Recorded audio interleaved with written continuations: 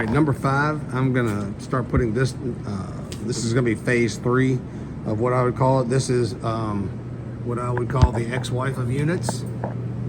So we have this area where these material holders are actually hanging. So if I'm doing some public school math here with these rollers, I can take the space of 24 feet, move these rollers over, which take up approximately a foot or so. We're going to shove all of these over. That gives us 11 feet, which is similar to this control joint right here. And it gives us the ability to go straight up and work with a man lift. We will take our man lifts, we'll break the top cage down to where we can get in here underneath these I-beams.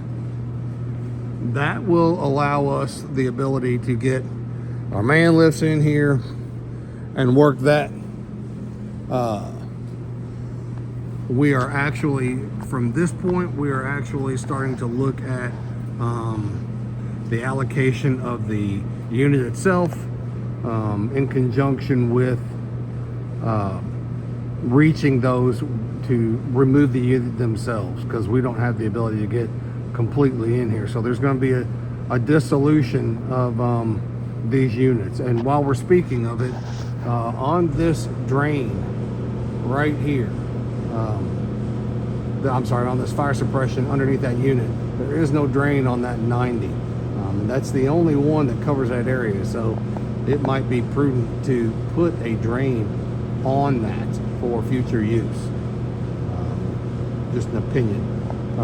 That 90 is coming off. We put a sweep T and a plug on it, and we have the ability to benefit in the future.